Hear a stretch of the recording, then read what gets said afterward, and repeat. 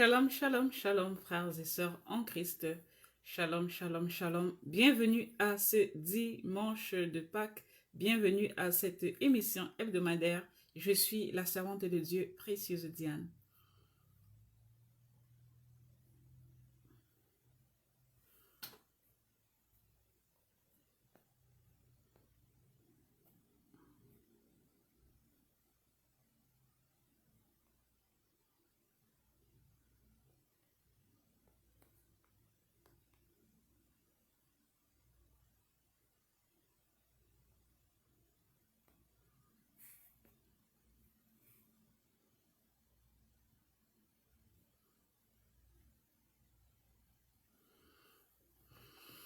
Shalom, frères et sœurs. Shalom, shalom. Cette émission, c'est chrétiens, chrétiennes. Venez, on en parle avec soit le pasteur Christian, soit la servante de Dieu, précieuse Diane. C'est un dimanche de célébration. Nous célébrons la résurrection de notre Seigneur Jésus-Christ. Nous célébrons la victoire du Seigneur Jésus-Christ sur la mort. Lui qui a vaincu la mort et qui est sorti du séjour de mort en tenant entre ses mains la clé du séjour de mort. C'est une grande célébration pour l'Église corps de Christ. C'est une victoire pour nous. C'est un lot de consolation. C'est une image que nous voulons nous commémorer tous les jours, car c'est ça notre espoir. C'est à ça que nous nous accrochons, plus que la Bible nous dit dans le livre de Romains, vous connaissez tous, que ceux-là qui croient, qui confessent de la bouche que Jésus-Christ est mort pour eux, ceux qui croient dans le cœur qu'il est ressuscité des morts, ils seront sauvés. Nous avons les commentaires qui arrivent. Nous avons notre sœur Emma. Elle dit Shalom famille et bonne fête de Pâques. Shalom frères et sœurs en Christ. Shalom ma sœur Emma. Nous recevons votre message et bonne célébration à vous aussi. Nous avons le message de notre chère sœur, la sœur Evelyne. Elle dit Shalom la famille. Shalom ma sœur Evelyne. Shalom, shalom, shalom. Donc, frères et sœurs, c'est une émission que nous avons, comme je le disais tantôt, tous les dimanches. Les horaires ne sont pas changés. Nous conservons nos horaires d'été. Congo, Cameroun, Niger, Gabon, Angleterre, c'est 20 h. Côte d'Ivoire, Togo, c'est 19 h. La Suisse, la France, l'Allemagne, c'est 21 h. Le Brésil, 16 h. Et enfin, les États-Unis, spécialement dans l'État de Washington, c'est 15 h. Abonnez-vous à la page. Le nom de la page, c'est International Christian Church et le visionnaire de ce ministère, c'est le pasteur Christian. Donc, partagez ce direct pour ceux-là qui voudraient bien être avec nous, qui voudraient bien échanger ou alors poser leurs questions, qui voudraient bien nous fortifier avec leurs commentaires. Partagez le live pour eux. C'est une émission questions-réponses. Et c'est une émission où vous pouvez partager vos témoignages, vous pouvez partager vos problèmes personnels, vous pouvez être en anonyme ou alors vous pouvez assumer votre identité lorsque vous posez un problème. Nous sommes en famille. C'est la grande famille corps de Christ. Nous avons un message, nous recevons juste un message là de notre sœur Marie Archange. Elle dit... Shalom, servante de Dieu et bonne fête de Pâques, soyez bénis. Merci, merci, merci infiniment. Pareillement pour vous, ma sœur Marie Archange, notre Seigneur Jésus a accompli tout sur la croix. Il a ressuscité, il est le prémisse des ressuscités. Bonne fête à vous aussi, ma sœur Marie Archange. Nous avons notre chère sœur, la sœur Julka Camilla, qui dit « Bonsoir frères et sœurs en Christ, shalom à vous servantes de Dieu. Bonsoir ma sœur Julka, bonsoir ma sœur Julka, bon dimanche aussi à vous. » Notre sœur Lucie nous dit là « Shalom, servante de Dieu, précieuse Diane, joyeuse Pâques. » Merci infiniment ma sœur Lucie. Je vous renvoie les vœux de bonne célébration. Toute la communauté corps de Christ est en fête ce dimanche. Et chaque dimanche, Pascal, nous retournerons toujours à ce bon souvenir de ce que Jésus a accompli il y a de cela 2000 années. Nous sommes toujours en fête, nous serons toujours en fête parce que aujourd'hui, c'est une journée qui symbolise la réconciliation avec Dieu le Père. C'est une journée qui symbolise la victoire sur les problèmes, la victoire sur la maladie, la victoire sur les blocages financiers, la victoire sur le célibat, la victoire sur la stérilité, la victoire sur le blocage professionnel. Nous sommes dans une journée où nous sommes heureux aujourd'hui parce que Dieu, une fois de plus encore, a écrasé Satan sous nos pieds. Nous avons un message, le message de notre sœur Solange qui dit « Shalom, shalom, servante de Dieu, précieuse Diane. Shalom ma sœur Paola, shalom, shalom à vous. Donc, c'est vous qui faites l'émission. Les thèmes, c'est vous qui donnez les thèmes dépendant de vos questions, dépendant de ce que vous voulez savoir. Vous êtes libre de poser toutes les questions que vous voulez.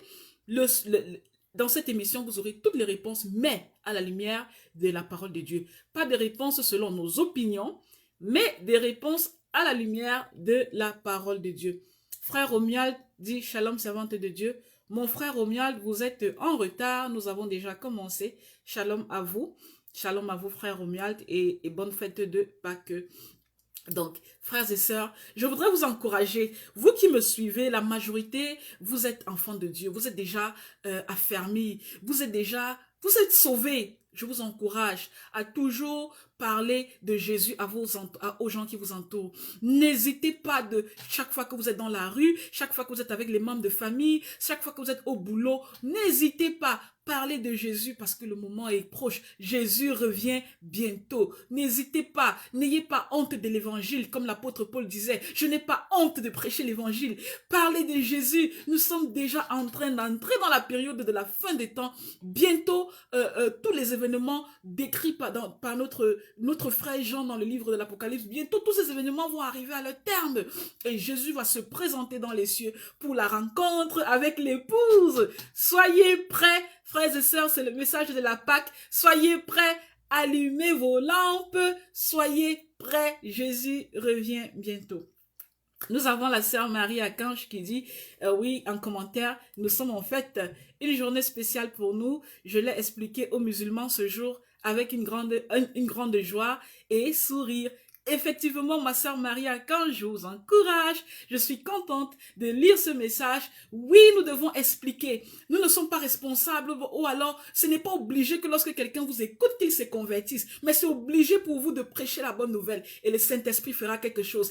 Mettez de la graine, plantez de la graine afin que quelqu'un arrose, afin qu'une autre personne puisse nettoyer les mauvaises herbes et que Jésus seul fasse croître. La sœur Denise Zoé nous dit shalom servante de Dieu. Shalom ma sœur Denise Zoé, shalom à vous. Oui ma sœur Maria Akange, oui nous sommes sauvés, alléluia, alléluia. Nos noms sont écrits dans le livre de vie, ma sœur Berthe. Que la gloire revienne au Seigneur Jésus, que la gloire revienne à l'agneau qui a ressuscité d'entre les morts, que la gloire revienne à celui qui a eu le courage, la force de déplacer le sein d'Abraham pour qu'on soit enfin assis à la droite de Dieu, que nous soyons enfin assis dans le repos de l'Éternel. C'est un jour magnifique. Nous avons la sœur Rose Fomekon qui nous envoie son message. Elle dit shalom, servante de Dieu. La sœur Rose depuis le Cameroun. Bonne fête de Pâques aux Camerounais, à tout le Cameroun, ma sœur Rose. Bonsoir à vous. Nous sommes en fait aujourd'hui. Nous sommes là aujourd'hui pour témoigner Jésus. Nous sommes là aujourd'hui pour témoigner les bienfaits de l'Éternel. Nous sommes là aujourd'hui pour chanter ses louanges, car ses bontés ne sont pas épuisées. Ses compassions ne sont pas à leur terme. Elles se renouvellent tous les matins. Je dis bien tous les matins. Shalom, peuple de Dieu. C'est le message de notre frère Brandt qui dit shalom, peuple de Dieu, et shalom à toute la famille. Sœur Nénette, bonne fête bonne célébration de Pâques à vous, ma sœur Nénette. Le Seigneur Jésus a enlevé derrière nous l'ange exterminateur. Il a chassé derrière nous l'ange de la mort. Nous, les chrétiens du monde, nous sommes en fête aujourd'hui. Donc, bientôt, nous avons 10 minutes, déjà 10 minutes passées du début officiel de cette émission. Nous avons beaucoup de questions, frères et sœurs. Les gens ont posé des questions, certaines personnes ont de préoccupations. Nous allons richement, avec joie, répondre à toutes ces questions et s'envoyer des messages de fortification en cette journée de célébration. Par la grâce de Dieu, nous allons finir un peu plus tôt pour continuer de chanter les merveilles et les bienfaits de l'Éternel. Parce que ça, c'est le jour de Jésus, frères et sœurs. Ça, c'est ce jour-là où il s'est présenté devant les disciples, où il a dit: soyez forts, ne retournez pas en Galilée, restez à Jérusalem jusqu'à ce que je vous envoie le consolateur. Ça, c'est ce jour-là où il a dit rester. Il a fait 40 jours, plus 10 jours associés, c'est-à-dire 50 jours après sa mort. il y a eu la Pentecôte, c'est-à-dire que l'Esprit Saint s'est déversé sur les 120 personnes dans la chambre haute qui représentaient l'Église primitive, qui représentaient les fondements, qui représentaient nos ancêtres, nos patriarches de la famille chrétienne. C'est un jour magnifique aujourd'hui. Aujourd'hui, nous avons des questions. Tous ceux qui suivent leur nom sont ceux-là qui ont eu leurs questions enregistrées. Si quelqu'un n'a pas son nom dans cette liste, ça veut tout simplement dire que sa question n'a pas été enregistrée. D'accord, je pense qu'on a été coupé quelques minutes. L'ennemi n'est pas très content. Est-ce que vous m'écoutez, frères et sœurs? Si vous m'écoutez, faites-moi un message. Ma connexion Internet s'est interrompue quelques minutes, et le serveur me signale que ça a été restauré. Faites-moi un message si vous m'écoutez, s'il vous plaît, de peur que je ne parle dans le vide. Faites-moi un message si vous m'écoutez. Je sais que j'ai été interrompue, la connexion Internet a été interrompue. Faites-moi un message. Saint-Sucin, merci ma sœur Juliette. Merci la sentinelle qui est au poste. Merci infiniment. J'ai la connexion qui a été coupée. Que le Seigneur Jésus prenne le contrôle de toutes choses en cette journée de célébration, en cette journée de fortification. Merci infiniment, sœur Paola, sœur Lucie, sœur Juliette, sœur Sandy des Tropiques, sœur Berthe, sœur Rose, sœur Evelyne, sœur Eunice, frère Brandt, et enfin, le pasteur Christian. Bonsoir, pasteur Christian. Je veux dire, comme vous avez l'habitude de dire, pasteur Christian, bonjour ou bonsoir. Tout dépend de l'heure à laquelle vous vous trouvez ce Pasteur Christian est parmi nous. C'est toujours un plaisir. Vous allez voir, chaque fois que le pasteur est au milieu de nous, moi, j'ai le sourire jusqu'aux oreilles. Parce que je sais que nous aurons toujours cette opportunité-là d'être bénis, d'être fortifiés. Et j'aime la parole de Dieu. Donc, bonsoir, pasteur Christian. Il est là parmi nous. Et nous allons donc commencer cette émission. Nous avons la sœur Racheté Chouya qui... Oh, ma sœur Chouya, vous êtes sur l'émission Facebook. Ma sœur Chouya, c'est un plaisir de vous lire. Elle dit, Shalom, shalom, servante de Dieu précieuse Diane, bonne fête de Pâques. Et je suis très ravie d'être en live avec vous. Le plaisir est partagé, ma sœur Chouya. Je suis très contente d'être avec vous. Et bonne célébration à vous aussi, ma sœur. Ma sœur Solange, vous êtes dans la joie. Moi aussi, je suis dans la joie, ma sœur Solange. C'est-à-dire, j'ai l'impression qu'à travers les ondes de cette joie-là, ça se communique. Je ne sais pas si c'est vous qui me communiquez la joie ou alors c'est juste parce que c'est un jour spécial. Moi aussi, ma sœur Solange, je suis dans la joie. Donc, aujourd'hui, nous avons la sœur Free, la sœur I Love Jesus, la sœur Emma, pour ça, ce sont les questions enregistrées. La sœur Denise, la sœur Sandy des Tropiques, la sœur Eunice, le frère Romuald, la sœur Solange, la sœur Juja Merveille, le frère Léo Gildas et enfin notre bien-aimé, le frère Nathan. Vous savez, comme à l'habitude, j'ai toujours dit aux gens, chaque fois qu'il y a une urgence, on saute d'abord les questions, on arrive aux urgences. Donc, chaque fois que j'aurai une personne qui a une préoccupation personnelle, je vais d'abord laisser toutes les questions bibliques là de côté pour qu'on se focalise sur la préoccupation personnelle pour sauver une âme. Parce que les préoccupations personnelles, ça n'attend pas, ça ne fait pas le rang, ça ne fait pas dans la ligne d'attente. Donc, on a une sœur, I Love Jesus, qui a posé une question que j'ai qualifiée de préoccupation personnelle. Et je vais lire son message qui est important, frères et sœurs. Pasteur Christian, je vais lire le message de notre sœur et ensemble, nous allons l'encourager et lui donner une réponse par rapport à sa question à la lumière de la parole de Dieu. Cette sœur s'appelle I Love Jesus. Je pense qu'elle se reconnaît. Voici la question de la sœur. Bonsoir, servante précieuse Diane. Est-ce bibliquement correct? Voici la question donc et voici le commentaire. Elle dit, hier soir, je parlais avec un frère en Christ des ennuis qu'un voisin me cause, venant parfois pulvériser des parfums mystiques sous ma porte. J'en discutais avec un frère en Christ. Il m'a dit qu'il va me soutenir spirituellement dans la prière et que d'ailleurs, il viendra en esprit chez moi cette nuit même. J'ai fait comme ça.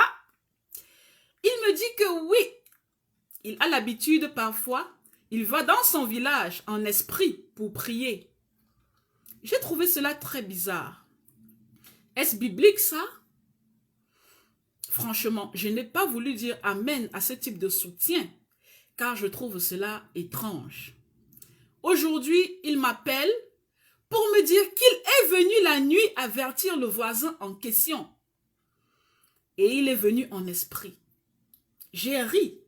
C'est très très bizarre tout ça. Doit-on annuler ce genre de déclaration? Point d'interrogation. Je voudrais savoir, est-ce qu'il est ignorant ou alors est-ce qu'il sait spirituellement de quoi il parle? Vous aurez agi comment, sœur précieuse Diane? Et par rapport à cette personne-là qui vient pulvériser des parfums mystiques, comment auriez-vous géré ce genre de situation? Merci. Ça, c'est la préoccupation de notre sœur I Love Jesus depuis la communauté YouTube. Elle dit, je répète, est-ce bibliquement correct? Hier soir, je parlais avec un frère en Christ des ennuis qu'un voisin me cause, venant parfois pulvériser des parfums mystiques sous ma porte. J'en discutais avec un frère en Christ, il m'a dit qu'il va me soutenir spirituellement dans la prière et que d'ailleurs, il viendra en esprit chez moi cette nuit même. J'ai fait, comme ça, j'imagine que c'est la tendance émotionnelle de la sœur quand elle a écrit ce message. Je suis en train de vous traduire les émotions physiquement. Il me dit que oui, il a l'habitude parfois. Il va dans son village en esprit pour prier. J'ai trouvé cela très bizarre. Est-ce biblique, ça? Franchement, je n'ai pas voulu dire amen à ce type de soutien, car je trouve cela étrange. Aujourd'hui, il m'appelle pour me dire qu'il est venu la nuit en esprit, avertir le voisin en question. J'ai ri. C'est très bizarre en tout cas. Doit-on annuler ce genre de déclaration? Est-il ignorant? Ou alors, est-ce qu'il sait spirituellement de quoi est-ce qu'il parle? Vous aurez agi comment, sœur précieuse Diane? Et par rapport à la personne qui vient pulvériser des parfums mystiques, comment auriez-vous géré ce genre de situation? Frères et sœurs en Christ, c'est magnifique cette préoccupation, parce que c'est une préoccupation qui va enseigner beaucoup et plusieurs personnes, et aussi c'est quelque chose qui est quand même courant. Nous sommes dans des sociétés aujourd'hui où les gens dans l'église qui s'appellent frères et sœurs, ou alors les gens dans l'église corps de Christ ont déjà cette tendance-là, cette facilité à déclarer des choses. On ne sait plus très bien si c'est biblique, c'est pas biblique. Est-ce que c'est normal ou c'est pas normal? Ce frère a la possibilité, selon lui, de venir en esprit. C'est-à-dire qu'il a son corps qui est dans sa chambre, dans sa maison, peu importe là où le corps est, mais il a la capacité spirituelle de se détacher de son corps. Pour ceux-là qui ne nous écoutent pas souvent, chaque être humain est un esprit. Nous sommes esprits à l'image de Dieu qui est esprit, mais nous sommes des esprits qui possédons une âme et qui habitons dans un corps.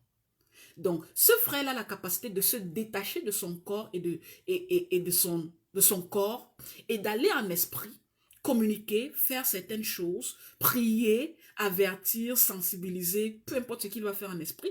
Et il soutient cette fille en lui disant que elle le reconnaît comme un frère en Christ, en lui disant d'ailleurs, je vais venir en esprit pour dire moi à ton voisin, et c'est ce qu'il a eu à faire. La sœur voudrait savoir si c'est normal. Et si peut-être, elle se dit aussi, peut-être le frère est juste naïf. Peut-être il ne sait pas de quoi il parle. Peut-être il veut me traduire quelque chose, mais il confond les phrases, il confond les mots. Sir, I love Jesus. Sir, I love Jesus. À la première question que vous avez posée, est-ce biblique ou pas? C'est pas biblique. C'est pas biblique. Je commence déjà là avec cette question, est-ce biblique ou pas? C'est pas biblique. Vous avez trouvé cela bizarre? Oui, c'est très bizarre. Et est-ce que le frère sait ce qu'il fait ou il ne sait pas? Le frère sait très bien ce qu'il fait. C'est vous la naïve dans toute cette histoire-là, ma soeur.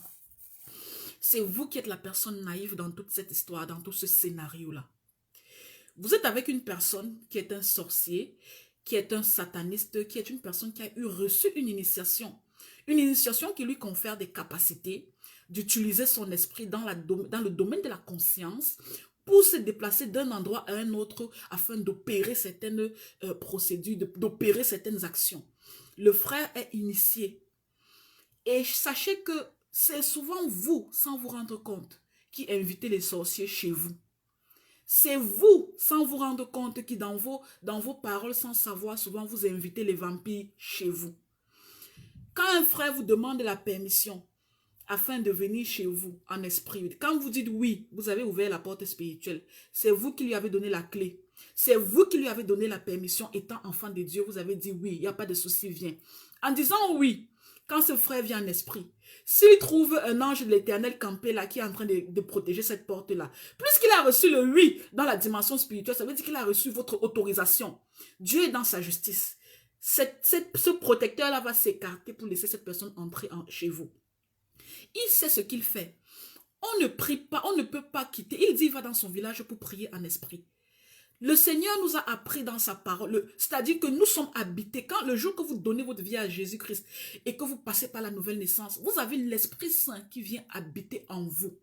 Vous ne formez qu'un avec le Père à travers la communion et l'union avec le Saint-Esprit. Or, lorsque vous ne formez qu'un avec le Père, les prières que vous faites dans votre esprit humain sont des prières qui prennent efficacité et puissance par la manifestation du Saint-Esprit. Si aujourd'hui je suis présente là, j'ai envie de faire une prière de protection pour le pasteur Christian au Congo, je n'ai pas besoin de voyager dans la dimension spirituelle pour aller en esprit prier pour lui au Congo. Je reste chez moi, je prie en esprit et par la puissance de Saint-Esprit, les prières sont exaucées depuis le trône céleste. C'est un initié, c'est un sorcier avec qui vous riez en plein soleil, avec qui vous causez en pleine journée. Vous lui racontez vos déboires, vous lui racontez vos secrets, vous lui racontez vos problèmes personnels, mais le Seigneur a permis qu'il soit exposé. Parce que ce qu'il fait, ce n'est pas biblique. Et lorsqu'il vous dit qu'il est allé avertir le voisin, il n'a pas menti. Si le voisin est un petit sorcier qui vient pulvériser des parfums mystiques, comme vous le dites, ça veut dire qu'il est dans sa loge, il est en train de faire ces choses sataniques. Si lui, il a eu la capacité d'aller en esprit, contacter ce voisin-là pour lui donner un avertissement, ils se connaissent dans la dimension spirituelle, ils savent comment communiquer dans le spirituel conscient. Donc, ils sont allés faire le scénario, comme Satan aime bien faire les faux scénarios. Mais dans tout ça, c'est vous qui êtes l'agneau immolé. Dans tout ça, c'est vous qui êtes la victime. Dans tout ça, vous êtes la personne au milieu qui allait vous faire broyer comme un morceau de sandwich si vous ne vous levez pas et vous ne prenez pas action. Il y a une troisième question que vous avez posée. À part, est-ce biblique? On a déjà dit non. Vous dites, vous n'avez pas dit amen à ce type de prière. La prière qui vient de la bouche d'un sorcier a-t-elle une valeur spirituelle, a la même valeur spirituelle que la prière qui vient d'un saint ou bien la prière qui vient d'un enfant de Dieu? Pas du tout. Donc, quand vous dites amen, quand vous ne dites pas amen, mais ça n'importe pas vraiment. Et puis, vous dites, doit-on annuler ce genre de déclaration? Comme pasteur Christian nous a très bien, malheureusement ceux qui ont raté l'émission à cœur ouvert n'étaient pas là pour vraiment comprendre la quintessence. Comme le pasteur Christian nous a très bien rappelé hier soir dans cette émission à cœur ouvert, il y a une façon de traiter les sorciers. Lorsque vous savez déjà qu'il y a un sorcier dans votre entourage, on ne combat pas le sorcier dans la chair, on ne combat pas le sorcier dans la dimension humaine. Dans la dimension humaine, c'est-à-dire dans notre humanité, on garde la prudence. On fait tout pour garder des mesures prudentes pour que ce sorcier ne puisse pas découvrir une porte spirituelle et nous attaquer ou alors que ce sorcier ne puisse pas humainement détruire notre corps de chair, que ce soit par assassinat, peu importe le type de méthode. Mais dans la spiritualité, on doit entrer en prière, on doit faire des prières de protection, on doit faire des prières de prise d'autorité, on doit faire des prières pour briser, s'il y a des alliances, elles doivent être brisées. Donc, que faut-il faire avec ce genre de personnes? Pour vous dire vrai, physiquement, vous devez rompre les contacts avec ce genre de personnes.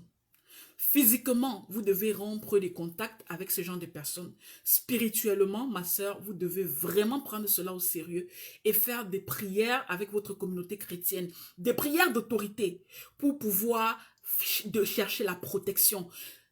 Aujourd'hui, vous me dites que c'est un frère en Christ, vous lui parlez des choses aussi importantes de votre vie. Moi, je ne sais pas jusqu'à quel stade de relation vous êtes arrivé. Qui est cette personne pour vous? Est-ce qu'il a accès à votre maison? Est-ce qu'il est quelqu'un de très proche? Est-ce qu'il vous connaît personnellement? Ça, c'est des questions, je ne peux pas répondre parce que vous nous avez pas donné des détails. Vous nous dites juste que c'est un frère en Christ. Et si c'est un frère en Christ qui est assis dans la même communauté que vous, est-ce que le pasteur est au courant de ça? Vous devez aller voir, si vous êtes dans la même communauté que ce genre de personnes, allez voir le pasteur. Dites-lui, j'ai une situation qui me perturbe. Voilà ce qu'un frère de la communauté, plus que les pasteurs connaissent les brebis de leur bergerie. Voilà que le frère a dit ça, ça, ça. Et moi, je pense que c'est pas biblique parce que voilà ce que la parole de Dieu nous dit. Qu'est-ce que je dois faire? Comment est-ce que vous allez gérer cette situation? Ça, c'est dans le cas où vous êtes dans la même communauté. Et si vous contactez le pasteur et le pasteur dit non, ce que ce frère fait est normal, sachez que ce sont les oiseaux de même plumage. Essayez juste de changer d'église, sortez de cette communauté et éloignez-vous, allez dans une autre communauté. Donc, je pense que j'ai répondu à la question. La sœur Denise met en commentaire, la sœur Denise Zoé dit en commentaire, ça ce sont les messages du pasteur Karambiri. Il dit, il sort de son corps pour aller prier pour les gens. J'ai écouté ce message venant du pasteur Karambiri. Sœur Denise, je confirme ce que vous dites, j'ai aussi écouté le même message. Ce sont des satanistes. Moi, je ne vais pas vraiment me cacher, je ne vais pas mâcher les mots pour le dire. On ne peut pas sortir de son corps pour aller intercéder dans la dimension spirituelle, dans le degré de la conscience pour quelqu'un d'autre. C'est des initiés qui le font dans des loges sataniques qui savent comment le faire. Et quand ils ne partent pas pour la cause de Jésus, ils ne partent pas pour la cause de Christ. Ce sont des petits satanistes qui vont juste régler leurs conflits personnels dans la dimension spirituelle, comme ils ont l'habitude de faire dans les ténèbres, quand nous, enfants de Dieu, nous dormons.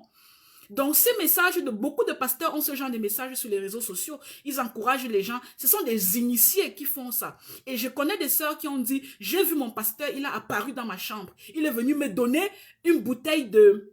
La dame avait témoigné, elle dit, son pasteur a apparu dans la nuit quand elle dormait. Et son pasteur lui a donné une bouteille d'huile. Et cette bouteille d'huile-là, depuis qu'elle a commencé à oindre sur son corps, toutes les maladies qu'elle avait, les maladies incurables, elle a trouvé la guérison. Et le jour qu'elle témoignait à l'église, ce pasteur devant toute la communauté était en train de dire, quand il était en train d'être applaudi comme un petit Dieu, ce pasteur a dit, bien sûr, je peux le faire. Et vous aussi, si vous avez des problèmes, soumettez-les-moi, je viendrai vous contacter en esprit. C'est des sorciers, c'est des satanistes. C'est juste qu'aujourd'hui, les gens aiment bien les miracles, les prodiges, les choses de la puissance. Ils ont oublié leur Bible, ils ont oublié de construire la relation avec Jésus et en cherchant toutes ces choses-là, ils se font berner, ils se font envoûter. Donc, j'ai répondu à la question de la sœur. S'il y a des sorciers, autant de sorciers qui vous entourent, moi je me demande bien où vous habitez. Je me demande bien comment est-ce qu'un sataniste peut venir faire des parfums, parce que quand il vient pulvériser ses parfums mystiques, il vient dans son corps humain. Il fait comment pour avoir accès à votre porte? Peut-être vous êtes dans la promiscuité, les portes sont étroites, je ne sais pas dans quel, mais à un moment donné, quand ça ne va pas, il faut déménager. Moi, je dis toujours aux gens, la lumière et les ténèbres ne font pas route ensemble. Si vous êtes allé habiter dans un quartier où il y a la puissance satanique est trop intense, vous devez déménager. Je connais des gens qui me disent, je vais aller habiter là-bas, c'est le quartier des sorciers, je vais apporter la lumière. Tu ne vas pas apporter la lumière là-bas, c'est pas ton travail. Va là où le Seigneur t'envoie. Va là où le Seigneur a besoin de gagner des âmes. Va là où le Seigneur a besoin de mettre la sémence. Si là où le Seigneur a besoin de mettre la sémence, c'est dans un quartier de satanistes, ça veut dire qu'il va t'équiper. Il va te donner dans ce quartier la protection. Il va te donner dans ce quartier la provision. Il va te donner dans ce quartier la puissance pour tenir ferme et pour faire le travail et la mission qu'il t'a confié. Mais si tu pars habiter chez les satanistes et là-bas le satanisme te dépasse, ça veut dire que ce n'était pas ta place, toi l'enfant de la lumière. Quitte de là et va déménager, va dans un quartier où tu pourras être dans la paix, parce qu'il y a des quartiers dédiés à Satan. Il y a des pays entiers dédiés à Satan. Il y a des villes entières dédiées à Satan. Donc, ma soeur, si vous êtes dans un quartier où le voisin d'à côté avec les parfums mystiques, le frère d'à côté qui est dit frère en Christ est dans la dîme, il faut déménager. Chercher la paix. Déménager et aller dans un endroit où il n'y a pas trop d'affluence satanique, parce qu'apparemment, vous n'êtes pas très peut-être forte dans la prière, aller dans un endroit où il n'y a pas trop d'impact et d'affluence satanique, et là-bas, vous pouvez avoir un bon fondement au moins pour pouvoir tenir ferme dans le mauvais jour. Donc, votre pasteur doit être au courant de cette situation, puisque vous me parlez de frères en Christ, ça veut dire que vous le connaissez sûrement dans une communauté chrétienne. La solution a trois options. De un, il faut déménager. Si vous êtes dans un quartier où il y a trop de sorciers, trop d'influences démoniaques, déménagez, cherchez un quartier avec plus de lumière, entre guillemets. De deux, votre pasteur doit être au courant de ça. Et si le pasteur est au courant de ça et qu'il prend la position de ce frère, ça veut dire qu'il est complice. S'il s'oppose à ce que ce frère fait et qu'on fasse asseoir ce frère, qu'on essaye d'investiguer, ça veut dire qu'à un moment donné, il a été détecté et on pourra trouver des solutions. Ça, c'est de deux, le pasteur doit être au courant. De trois, vous devez prendre des distances avec cette personne-là. Faites tout pour qu'il n'entre plus dans votre cercle de vie. Le bonjour, le bonsoir à distance, ça se limite là. Ne les laissez plus rentrer dans votre maison ni dans votre vie. Quatrièmement, faites l'effort avec les intercesseurs de votre église et les serviteurs de Dieu qui vous accompagnent pour faire des prières de délivrance, des prières de protection, des prières pour briser les alliances. Pourquoi je parle de prières de délivrance? Parce que je ne sais pas jusqu'à quel niveau le monsieur est déjà entré dans votre vie. Je ne sais pas si vous avez déjà été envoûté. Je ne sais pas jusqu'à quel moment est-ce qu'il vous contrôle. Parce qu'apparemment, parler avec quelqu'un comme ça et lui donner l'autorisation d'aller avertir un voisin pour vous défendre, ça veut dire qu'à un moment donné, vous n'êtes pas des inconnus. Donc, j'ai répondu à la préoccupation de la sœur. J'ai fait cette exception pour qu'on puisse... parce que c'était un problème apparemment urgent. Nous avons une autre sœur qui nous dit... La sœur Lucie dit, comment est-ce qu'elle sait que le voisin pulvérise des parfums mystiques? Ma sœur Lucie, il y a parfois des parfums qui ne sont pas des parfums normaux. On pulvérise, vous pouvez les sentir avec l'odorat humain. Moi, vous connaissez certains... il y a certains... si vous n'avez pas encore... Vous n'êtes pas encore allé. Moi, à l'époque, quand j'étais encore dans le monde, j'ai eu à visiter un féticheur. Et dans sa case de fétiche, il y avait des parfums mystiques. Quand vous entrez, même vous sentez. C'est très fort. Et cette odeur est tellement forte qu'elle vous met mal à l'aise. Donc, vous pouvez savoir, connaître des parfums qui sont des parfums utilisés pour les rituels mystiques. Vous pouvez les reconnaître même à l'odorat sans forcément entrer dans une sorte de dimension spirituelle pour les reconnaître. Peut-être la sœur sent ce genre de parfum devant sa porte ou bien dans les alentours de sa maison. C'est possible que quelqu'un est en train de pulvériser ce parfum-là, si elle le sent. Donc, on passe à la prochaine question. Est-ce que vous êtes d'accord pour qu'on puisse avancer? On a une sœur, qui est la sœur Free, qui dit sur YouTube, qui est Bélial? Elle a 3 questions, cette sœur. La première question, qui est Bélial? Et elle a utilisé le verset de 2 Corinthiens, chapitre 6, verset 15. 2 Corinthiens, chapitre 6, verset 15. Merci, ma sœur Rose. Ma sœur Rose dit que cette sœur demande à Dieu de la guider dans la recherche d'une nouvelle maison. C'est vrai.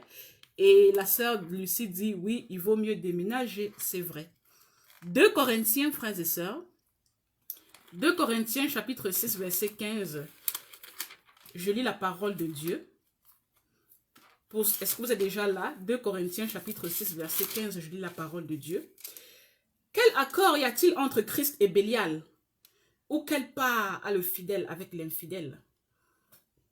Pardon? Verset 16. Quel rapport y a-t-il entre le temple de Dieu et les idoles? Car nous sommes le temple de Dieu vivant, comme Dieu l'a dit. J'habiterai et je marcherai au milieu d'eux. Je serai leur Dieu et ils seront mon peuple. La sœur veut savoir que signifie Bélial. Bélial, à la base, c'est un terme hébreu. C'est un nom. Bélial, c'est juste une traduction, c'est la traduction française d'un terme hébreu qui se prononce différemment. Et Bélial veut tout simplement dire, Bélial, c'est la personnification du mal.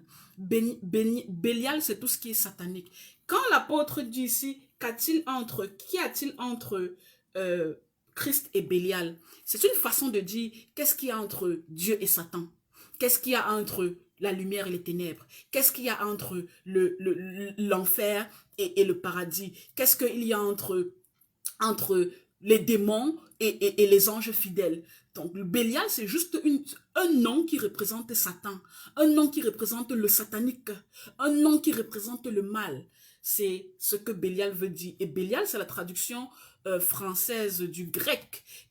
Mais le mot n'est pas originaire grec. Le mot à l'origine, c'est un mot hébreu dans la traduction, dans la quintessence du mot à l'origine.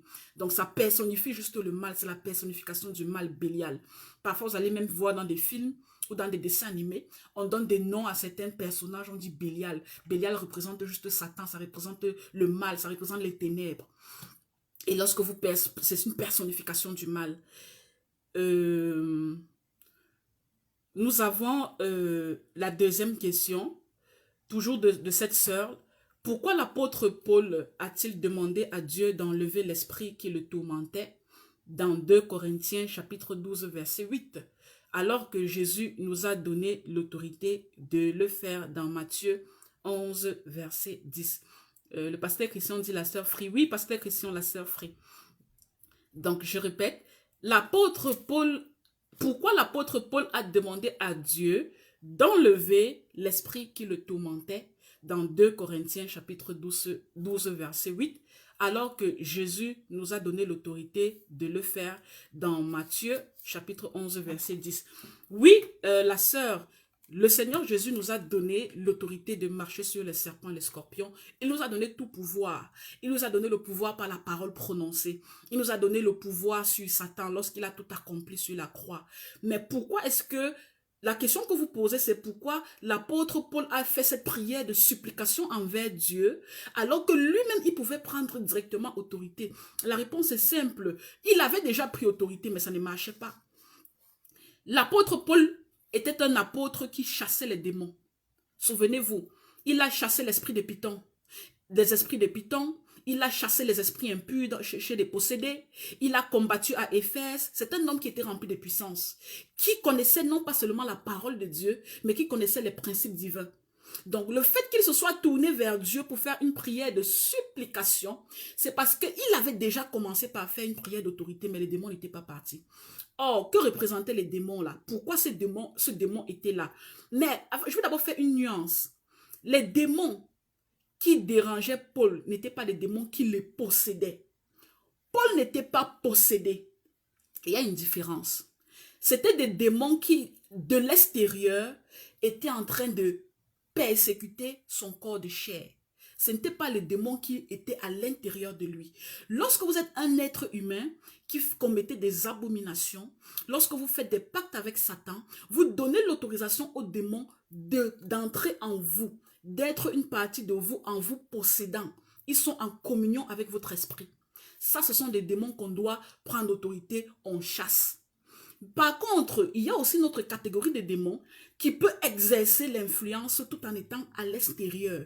C'est-à-dire que Paul n'était pas un homme possédé, il était rempli du Saint-Esprit, il avait été enlevé au 3e ciel, il était un homme spécial aux yeux de Dieu, il était, comme il a toujours lui-même dit, le 13e apôtre de l'Éternel, il n'était pas le moindre des apôtres, je pense. Donc il n'était pas possédé, il n'a jamais été possédé. Mais il avait de l'extérieur de son corps des démons qui de l'extérieur étaient en train de les persécuter, étaient en train, comme il a utilisé le terme, de souffleter sur son corps de chair. C'est-à-dire il avait des douleurs atroces qui venaient de la persécution parce qu'il avait quand même la possibilité de voir dans la dimension spirituelle parce qu'il avait les dons spirituels. Donc il voyait des démons qui persécutaient son corps de chair.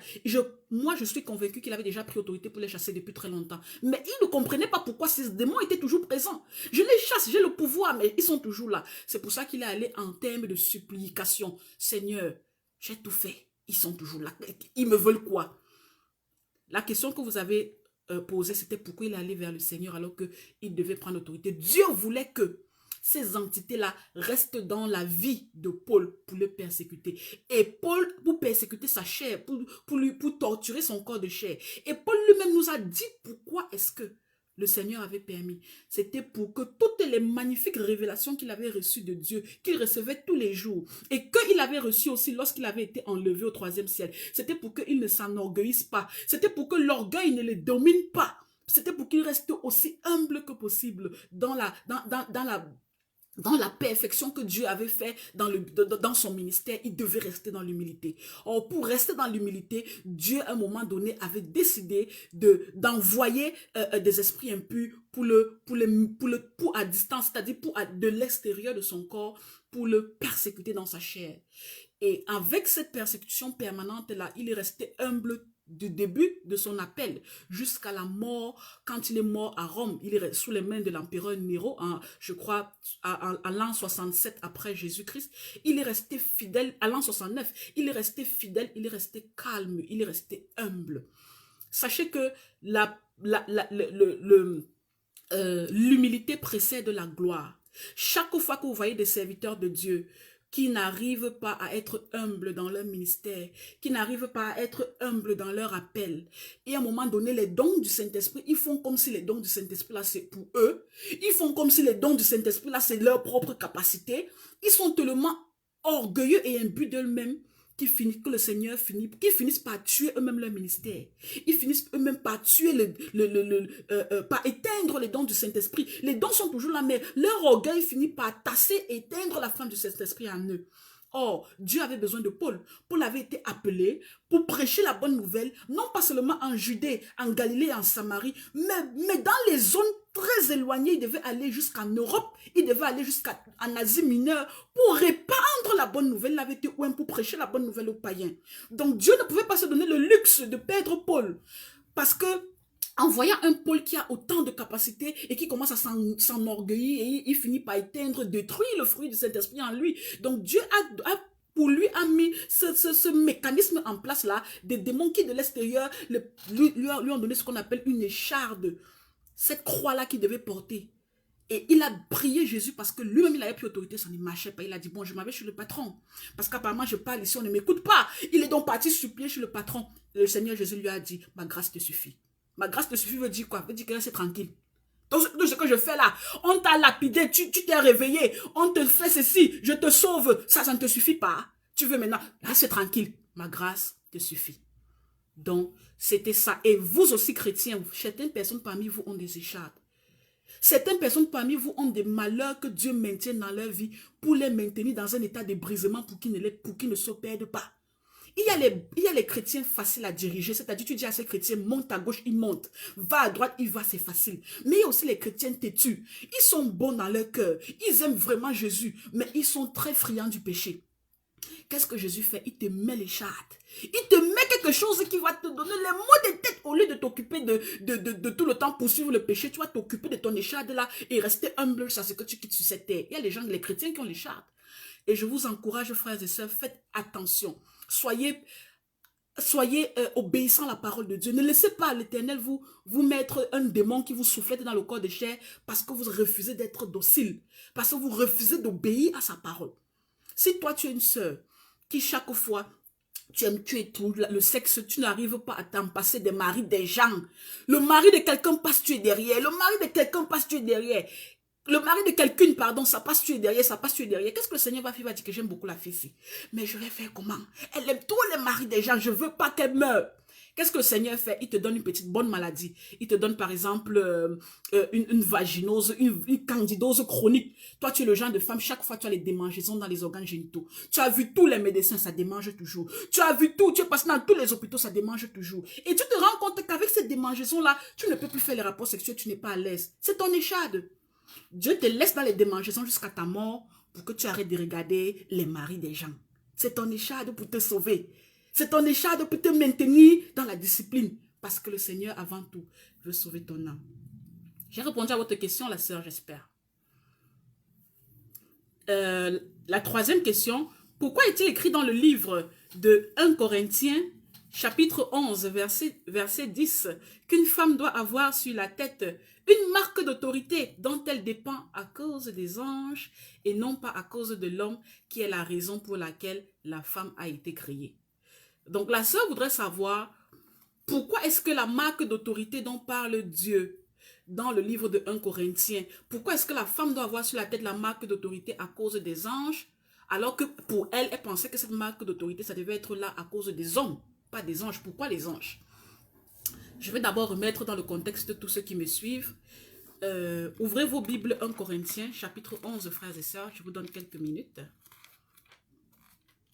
J'espère qu'on est ensemble. Il y a des gens, il y a quelqu'un qui est là. J'espère que nous sommes ensemble.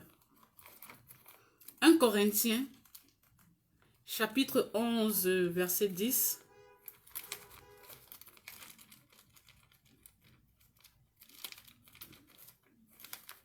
Corinthiens, c'est après Romains.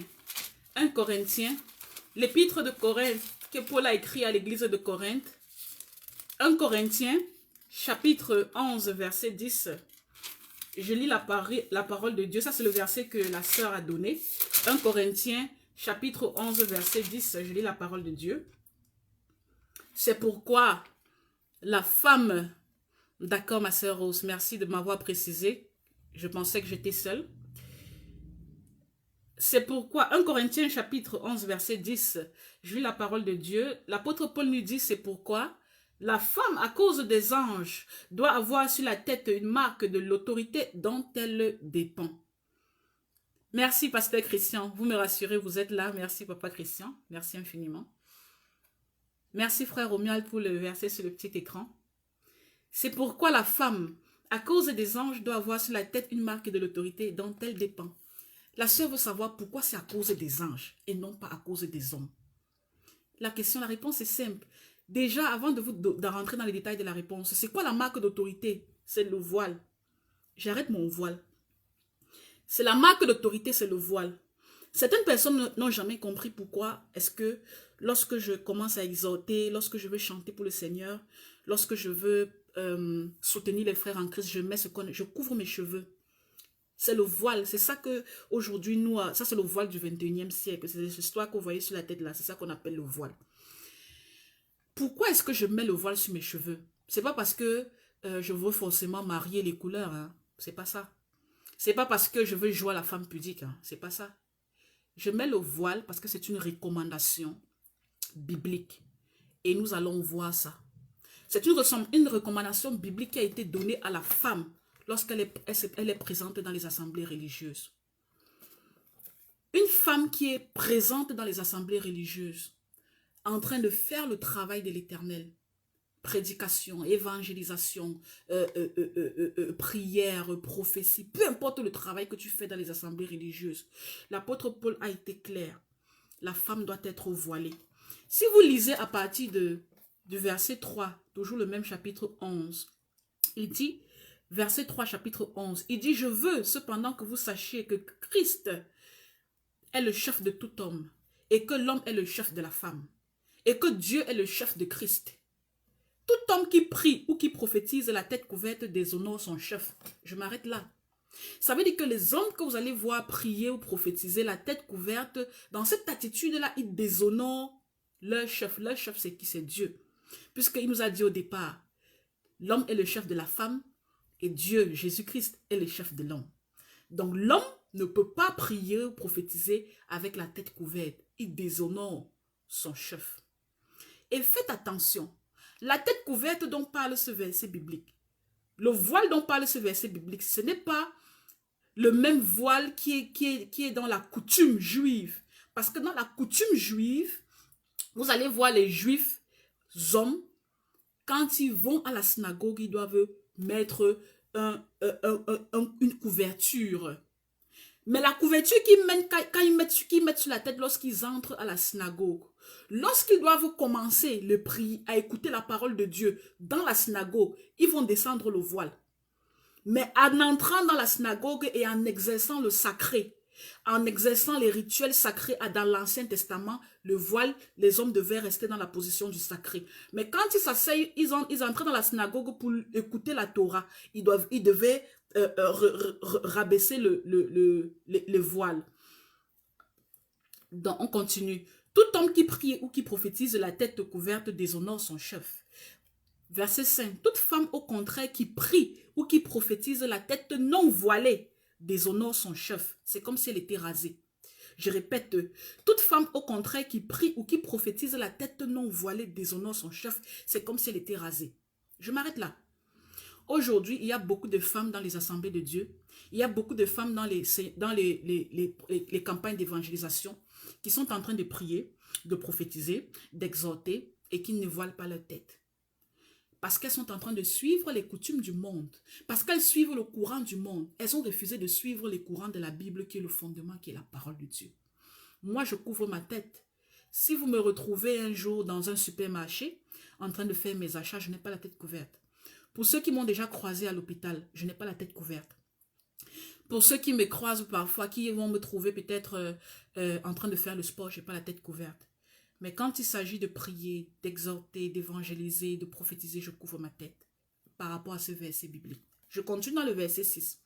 Car si une femme n'est pas voilée, qu'elle se coupe aussi les cheveux. Or, s'il est honteux pour une femme d'avoir les cheveux coupés ou d'être rasée, qu'elle se voile. Verset 7. L'homme ne doit pas couvrir la tête puisqu'il est l'image et la gloire de Dieu. Je m'arrête là. L'homme ne doit pas couvrir sa tête dans les assemblées religieuses parce que lui, là, il est l'image et la gloire de Dieu. Or, tandis que la femme est la gloire de l'homme.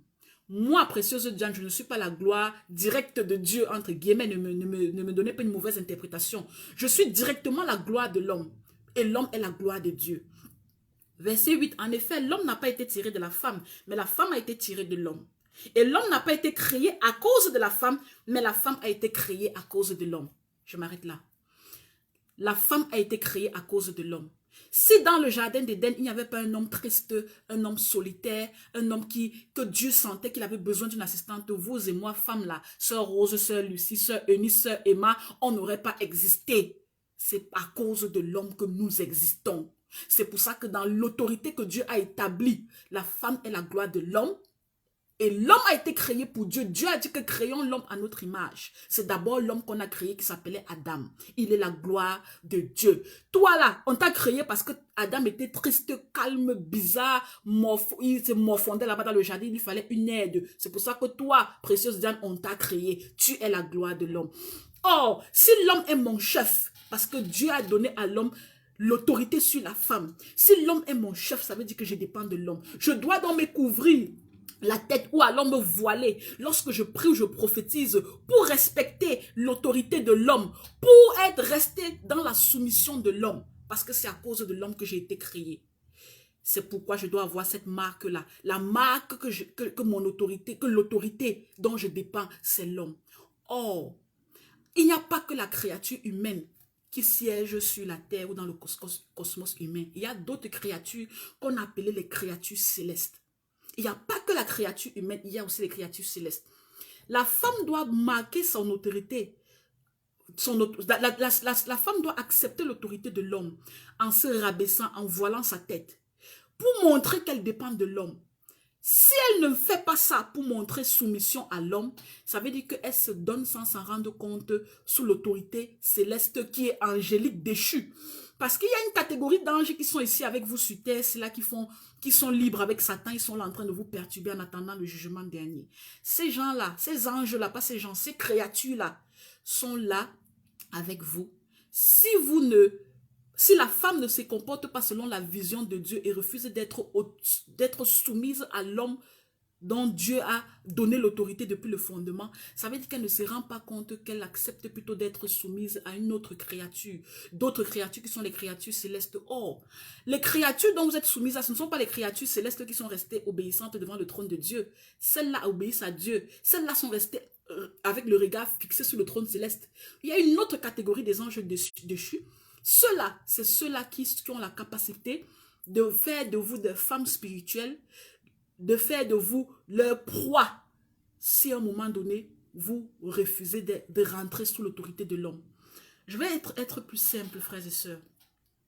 Si aujourd'hui, vous êtes une femme mariée à la maison, vous ne respectez pas votre mari, vous n'êtes pas soumise à l'autorité de votre mari à la maison, vous refusez l'autorité de votre mari à la maison, sachez que lorsque vous allez commencer à vous pavaner là dehors là, un autre homme va vous rendre compte que vous êtes libre.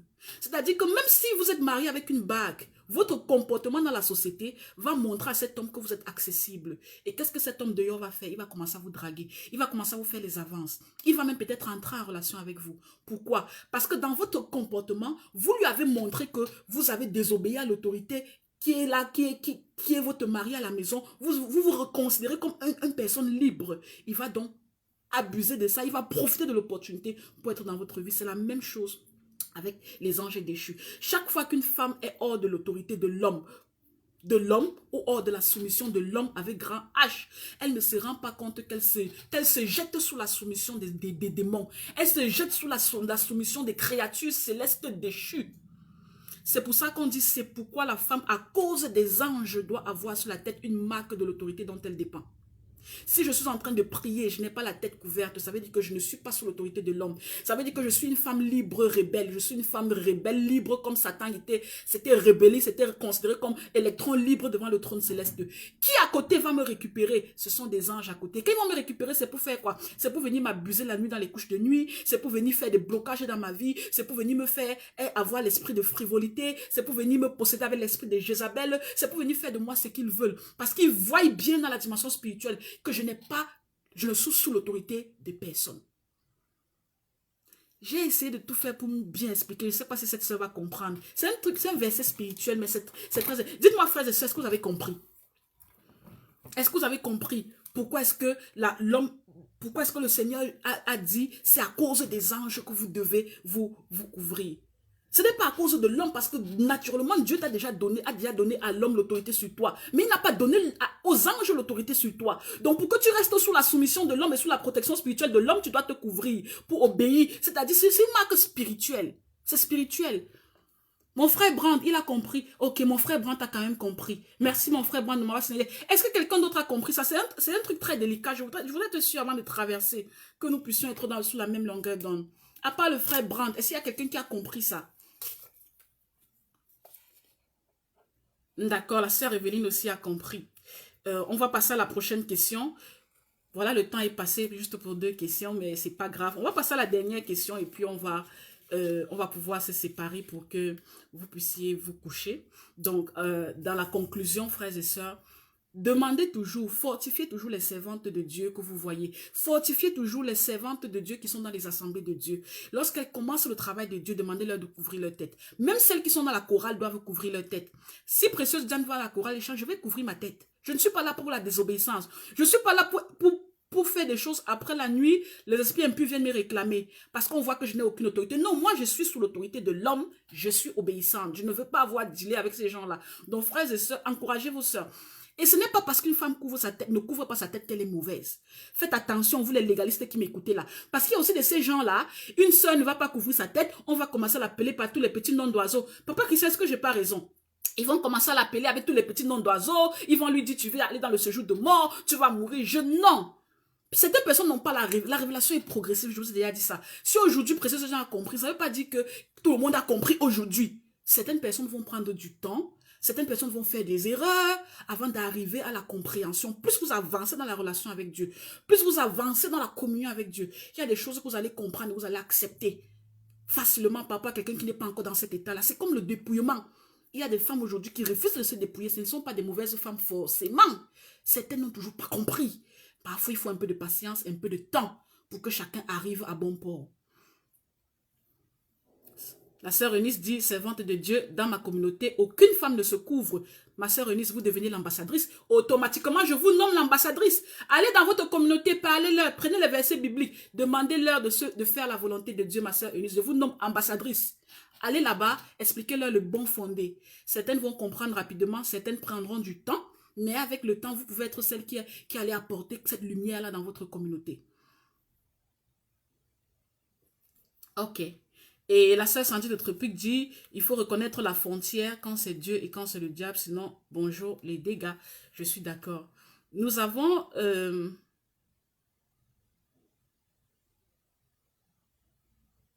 Nous avons la sœur Emma qui dit, nous sommes tous allés à l'école avec des personnes que je dirais étaient très intelligentes. La sœur achetée Chouya dit qu'elle n'a pas compris. C'est un sujet qui fait beaucoup de polémique. C'est pas un sujet qu'on peut aborder dans une émission où on va donner 5 minutes de réponse à une personne, ma sœur Chouya. Si vous n'avez pas vraiment bien compris, il y a des versets bibliques clairs, je vous conseille d'obéir en attendant de comprendre. Parfois, on ne comprend pas tout dans la Bible, mais on commence d'abord par obéir même à l'aveugle, en attendant de comprendre. C'est mieux d'obéir en aveugle en attendant de comprendre que de rester et ne pas obéir en se disant « je comprendrai demain ». Peut-être le Seigneur va appeler votre nom avant que vous n'ayez reçu la compréhension. Ok, la sœur Denise dit et les femmes célibataires. Non, quand on dit les hommes, ce n'est pas toujours homme dans le cadre forcément du mariage. Homme avec petit H qui représente le sexe masculin. Ce n'est pas forcément attaché au mariage, c'est homme. Ce n'est pas pour... Parce que la sœur Denise est en train d'aller dans un angle où peut-être elle se dit, d'accord, ça ne concerne que les femmes mariées, parce que la femme mariée est sous l'autorité de son mari. Non, pas seulement ça. Ce n'est pas dans la définition spirituelle, ce n'est pas seulement dans le cadre du mariage. C'est le cadre de toute femme dans une assemblée religieuse doit se couvrir la tête parce qu'elle est sous l'autorité de l'homme. C'est depuis dans le jardin d'Éden. Cette autorité a été donnée à l'homme. Quand Jésus dit que je suis le chef de l'église, et l'homme je suis le chef de l'église et il est l'autorité de l'église et il est le chef de l'homme est le chef de la femme. Est-ce que dans ce verset biblique là, ma soeur Denise, est-ce que ça veut dire que toutes les femmes mariées n'ont pas de chef parce qu'elles sont célibataires? Ça n'a pas de sens. Quand un verset biblique dit que Jésus est le chef de l'église et l'homme est le chef de la femme, on ne parle pas du cadre du mariage ici. On est dans le cadre de l'identité spirituelle de la femme en tant que descendante d'Ève. On est dans le cadre de l'identité spirituelle en tant que sexe féminin. Donc, couvrir la tête parce qu'on est On est sous l'autorité de l'homme. Ce n'est pas dans le cadre du mariage, c'est dans le cadre d'une autorité spirituelle qui a été donnée à l'homme depuis le jardin d'Éden pour tous les descendants de Ève et qui seront pour toute la postérité d'Ève.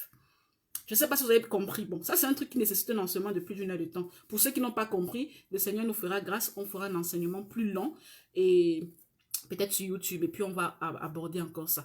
Célibataire ou non célibataire, jeune fille ou célibataire ou non célibataire, quand vous êtes dans des assemblées religieuses, femmes, mettez-vous sous l'autorité de l'homme. C'est-à-dire, vous êtes dans des assemblées religieuses où vous parlez devant des hommes. Il y a des hommes qui vous écoutent dans la salle. Il y a des hommes, je suis en train de parler maintenant, il y a le frère Brandt qui est à côté de m'écouter, il y a le pasteur Christian, il y a le frère Romuald. Ce sont des hommes. Et comme ce sont des hommes, depuis le jardin d'Éden, ils ont reçu l'autorité sur moi, dans le sens où l'homme est le chef de la femme. Les femmes rebelles là qui n'aiment pas écouter cette phrase-là. Je répète, l'homme est le chef de la femme, entre guillemets. La femme a droit à soumettre, a droit à une autorité inférieure, pas une autorité, à une soumission naturelle qui a été donnée depuis la dimension spirituelle à la femme. Elle est soumise à l'homme. Femme avec grand H, homme avec grand H. Non, pardon, pas femme avec... Sorry, j'ai dit une bêtise. Femme et homme, homme avec petit H et toutes les femmes. La sœur Emma sur YouTube nous dit, je vais finir rapidement la dernière question. Nous sommes tous allés à l'école avec des personnes que je dirais étaient très intelligentes. Mais on pourrait constater que certaines de ces personnes-là, chemin faisant, échouent complètement dans la vie. Ma question, est-ce que leur destinée a été détournée? Et par qui? Puisque Dieu nous promet un avenir et de l'espérance. Je répète, la sœur Emma nous dit, nous sommes tous allés à l'école avec des personnes que je dirais étaient très intelligentes. Mais on pourrait constater que certaines de ces personnes-là, chemin faisant, échouent complètement dans la vie. Ma question, est-ce que leur destinée a été détournée et par qui? Puisque Dieu nous promet un avenir et de l'espérance. Ma sœur Emma, quand vous dites que vous êtes partie à l'école avec des personnes intelligentes, ce n'est pas l'intelligence qui fait la destinée. Ce n'est pas l'intelligence qui donne les opportunités. Nous sommes aujourd'hui, ça dépend de commençons par la société dans laquelle ces personnes vivent. Il y a des sociétés où vous n'avez pas besoin d'être intelligent, où l'intelligence n'est pas la clé de la réussite. Il y a des sociétés africaines corrompues, où malgré le degré d'intelligence que vous avez, si vous n'avez pas de relations, si vous n'avez pas une famille bien établie, vous n'irez nulle part, même si vous êtes intelligent. Donc il y a déjà la société dans laquelle on vit. Quelle est la société dans laquelle la personne vit? Si c'est une société qui prône l'intelligence et qui accepte les intelligents, comme les sociétés occidentales, ça c'est sûr que cette personne intelligente trouvera une voie de sortie après ses études. Si c'est une société africaine où l'intelligence n'a pas sa place, c'est les relations, c'est le statut social, c'est les tribus, c'est l'appartenance ethnique, dans ce cas son intelligence c'est dans la poubelle. Deuxièmement, cette personne-là, est-ce que la personne a Jésus ou pas?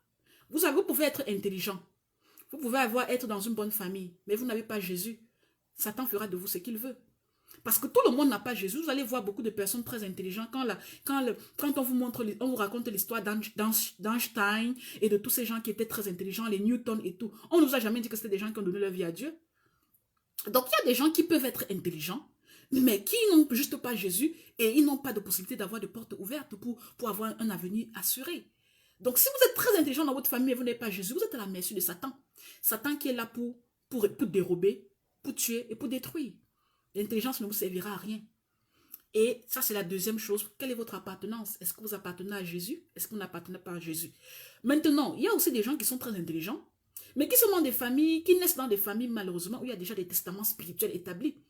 Tu nais dans une famille où là, on a dit que c'est le patron de la famille, le patriarche de la famille a déjà fait des contrats, il a vendu la famille à Satan. Sur 10 générations, il n'y aura que la pauvreté. Toi, tu nais dans ce genre de famille-là.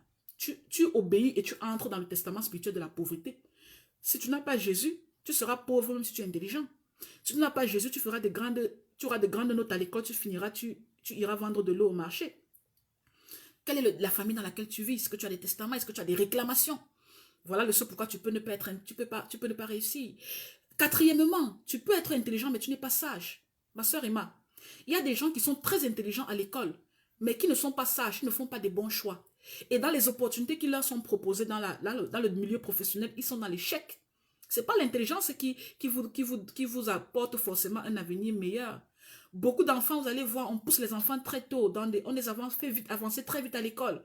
Un enfant a le baccalauréat, ou alors l'examen final là, à quel âge? À 12 ans, 10 ans. Parce qu'il était tellement intelligent, les parents l'ont poussé, l'ont poussé, l'ont poussé. Quand il arrive à l'université, il est intelligent, mais il n'est pas sage. Et là-bas, à l'université, il est à la proie et à la merci de tout ce qui a des négatifs. Il est intelligent, mais il finira dans la drogue. Il est intelligent, mais il finira dans la prostitution. Il est intelligent, mais il finira avec les mauvaises compagnies. Ce n'est pas l'intelligence qui crée le futur. Et à côté de l'intelligence, il faut une sagesse. Pour que ton intelligence soit utilisée à bon escient, il faut la sagesse. Et la sagesse, elle est divine. Et une autre raison de ce pourquoi certains intelligents n'arrivent pas à bon port ou alors ne finissent dans la société parmi les derniers. La meilleure des raisons, c'est surtout quand on n'a pas Jésus. Oui, on peut tout avoir sur terre, mais si on n'a pas Jésus, si on n'a pas la sagesse du Saint-Esprit, peu importe le degré d'intelligence qu'on aura, on se fera toujours abuser, on se fera toujours tromper, on se fera toujours escroquer, on se fera toujours détourner. C'est pour ça qu'à la réponse à votre question, beaucoup de gens sont intelligents. Comme vous le dites, vous avez vu des gens avec qui vous êtes allés sur les bancs de l'école, ils sortaient premiers de la classe, mais ils n'ont pas pu faire leur pas. Ils n'ont pas pu sortir, ils n'ont pas pu avancer et créer quelque chose de bon pour eux. Parce que ce pourquoi, c'est toutes les raisons que je vous ai citées. Donc, je pense qu'on est arrivé là pour... Oh, il y a tellement de questions. On va d'abord s'arrêter là. Que tous ceux au son de ma voix qui sont pas encore chrétiens, qui voudraient donner leur vie au Seigneur Jésus, le moment est bien choisi. Vous n'avez pas besoin de protocole. Vous pouvez juste mettre les genoux au sol et vous faites une prière d'acceptation du Seigneur Jésus-Christ.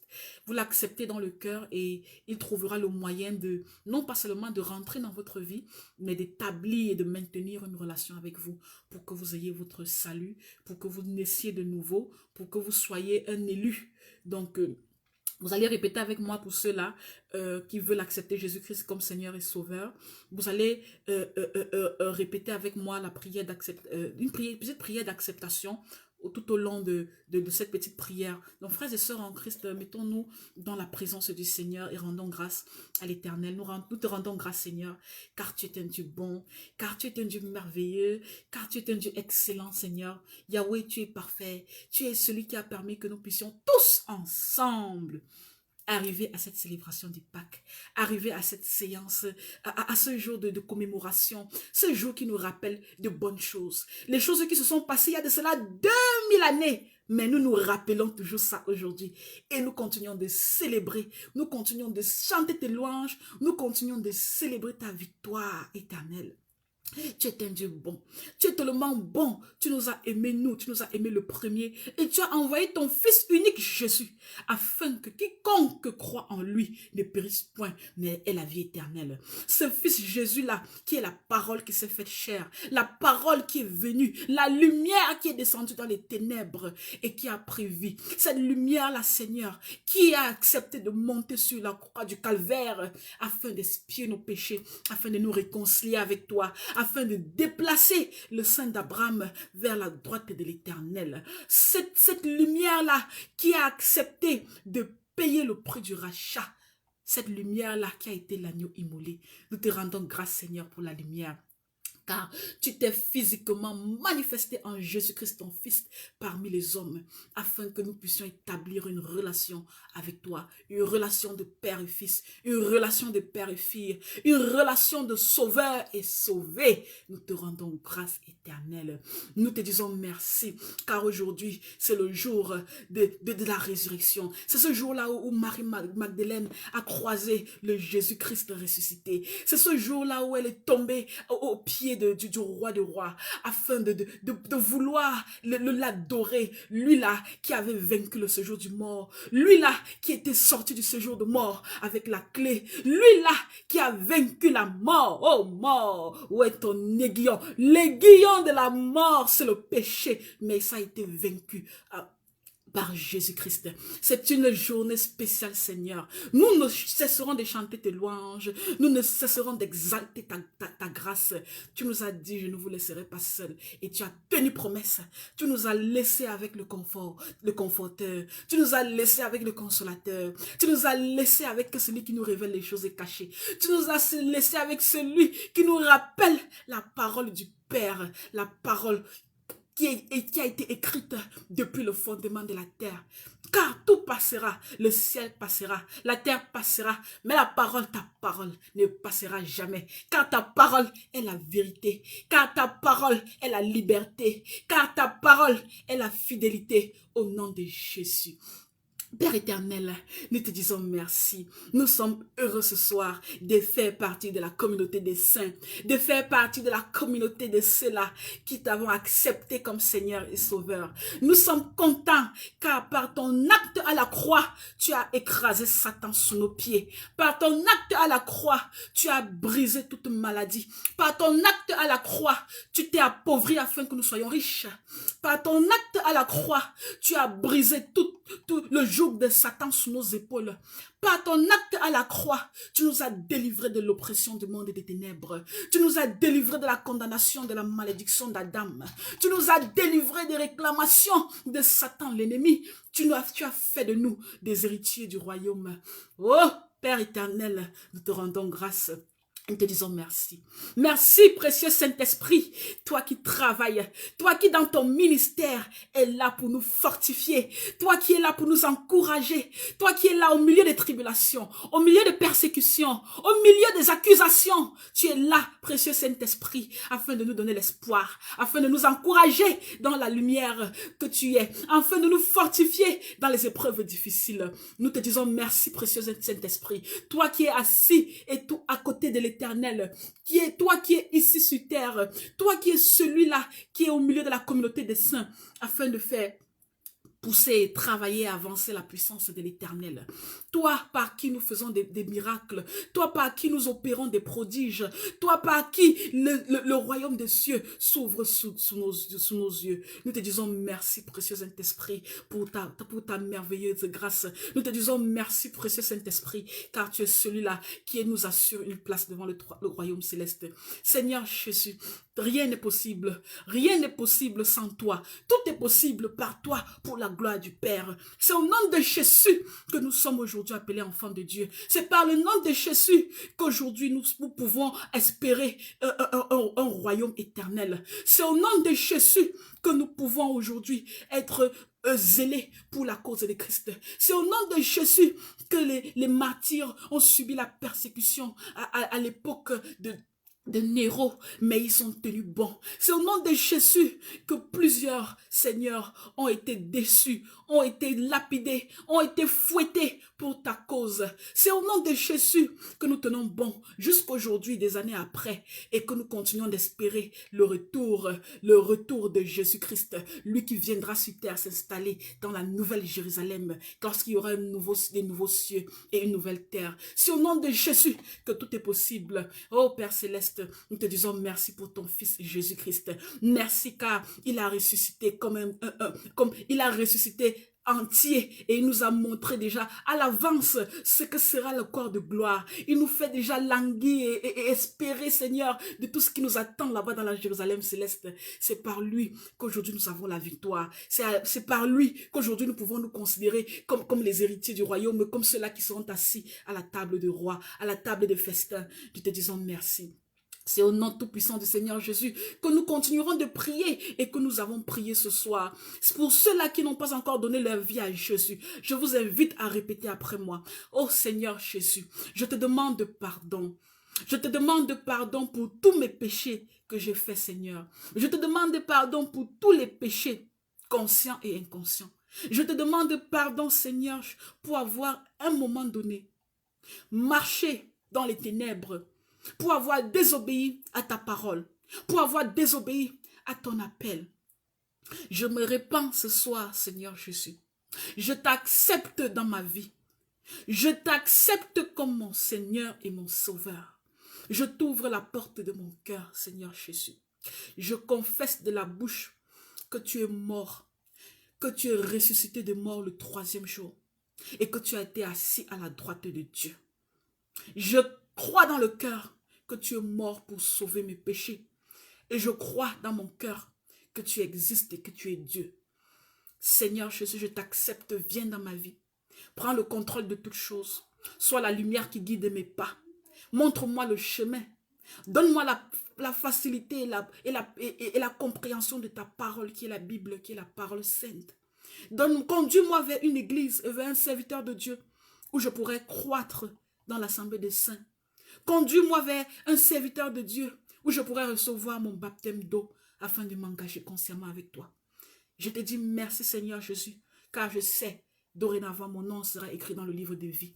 Merci pour la nouvelle naissance. Merci pour l'œuvre de la croix manifestée par ta résurrection en Pâques. Merci pour toutes choses. Frères et sœurs en Christ, merci d'avoir participé avec nous et que la paix de l'Éternel soit votre partage. À la prochaine, s'il plaît à Dieu.